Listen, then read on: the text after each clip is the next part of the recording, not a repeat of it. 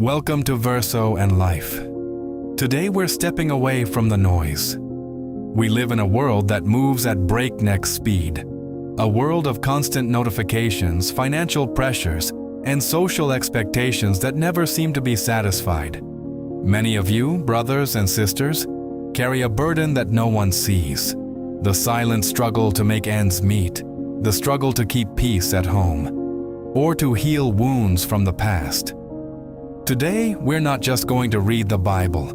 We're going to find real respite. We're going to delve into one of Jesus' most powerful promises in the Gospel of Matthew, chapter 11. Stay with me, because by the end of this video, you'll understand why your spiritual well-being is the primary driver of your financial and personal prosperity in 2026. Listen to these words from the Master himself, recorded not only on paper, but in eternity. Come to me, all you who are weary and burdened, and I will give you rest. Take my yoke upon you and learn from me, for I am gentle and humble in heart, and you will find rest for your souls. For my yoke is easy, and my burden is light. Let's examine this carefully and with an open heart. Jesus isn't giving you a cold command or a bureaucratic instruction. He's extending a deeply loving and personal invitation to you. He knows your fragility better than you do. He knows the exact weight of every worry you carry on your shoulders when you wake up and when you try to fall asleep. When he speaks of weariness, he isn't referring solely to legitimate physical fatigue after an exhausting day's work. His gaze goes deeper. He's referring to the emotional and spiritual exhaustion that comes from trying to keep up with everything modern life demands. It is that weariness of trying to be the perfect employee in a competitive economy, the infallible parent who never wavers, or the obedient child who carries the expectations of an entire generation. Jesus sees that lump in your throat and that tension in your back. And his response isn't to give you more tasks, but to offer you a refuge. He knows we've been trained to carry burdens, but we weren't designed to carry them alone. This invitation is the first step toward a freedom that doesn't depend on your external circumstances, but on the inner peace that only his presence can grant. Let's bring this message down to earth, to the pavement of your daily life. What does this rest look like in the midst of real pressures? It's not an abstract idea. It's a practical solution to the challenges you face today. Work-related stress. Imagine for a moment a professional woman, someone who is extremely responsible, detail-oriented, and dedicated to her career. She feels the constant pressure not to fail, the watchful eyes of her superiors, and the competition from her colleagues. As she checks her email one Sunday afternoon, she feels her heart racing and her breath quicken at the sight of yet another demand. In that moment of micro-panic, Jesus' message comes to her like a hand on her shoulder. Stop. He says to her, you don't have to hold up the world all by yourself. Help me with this. Give me your burden of perfectionism, that fear of being exposed as inadequate, and I will give you my wisdom to prioritize the eternal over the urgent. As she lets go of the need to control everything, she regains the mental clarity to be more efficient, not out of fear, but out of serenity, family, and finances. Let's now consider a father. The end of the month arrives, and after doing the math, he realizes that his mortgage payments and basic expenses are causing a sense of anxiety that weighs heavily on his chest. Financial panic is one of the heaviest burdens a human being can bear. In the stillness and darkness of his room, when everyone is asleep, he kneels.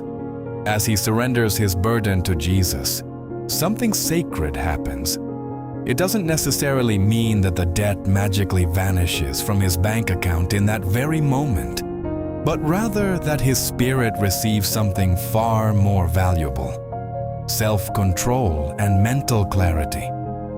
By surrendering his anxiety, he receives the ability to manage with peace, to seek creative solutions, and to lead his family with love instead of irritability, fully trusting that the provider has not abandoned him in the battle, the inner struggle. Meet David, a young man living under the invisible yet fierce tyranny of self-criticism. He looks in the mirror, and instead of seeing the potential God placed within him, he sees only mistakes, past failures, and comparisons to the perfect lives he sees on social media.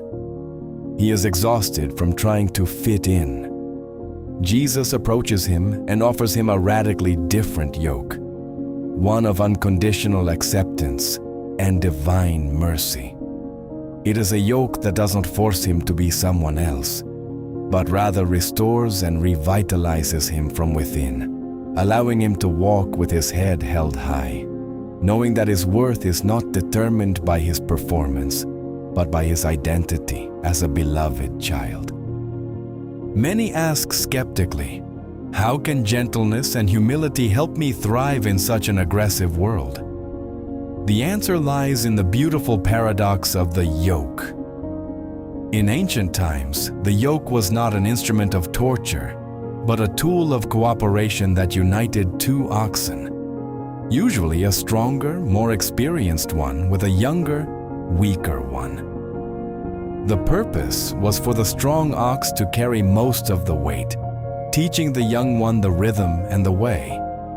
By joining yourself to Jesus' yoke, you cease to operate under the bondage of pride and that false self-sufficiency that drains your energy. Let's understand this. Prosperity is a consequence of the health of the soul. When you have peace of mind, your financial decisions cease to be impulsive or fear-based and become wise and strategic. When your soul truly rests, your creativity is unlocked. You stop merely surviving and begin to create. True prosperity does not consist of accumulating possessions under stress that consumes your health, but rather in living in the abundance of knowing that your steps are marked by a higher rhythm, a rhythm of trust, integrity, and gratitude that naturally attracts blessings. Don't let the world steal your peace. Jesus isn't looking for perfect people who never doubt. He's looking for those who are at the end of their rope so he can show them his power. If this message touched your heart, I invite you to subscribe to Verso and Life. Comment "Rest" below if you decide to give your burden to the Lord today. Share this video with someone you know who is going through a silent storm. Remember, your real growth begins with a verse, and your life changes when you allow that verse to take root. May the peace of the Lord be with you all. See you in the next video.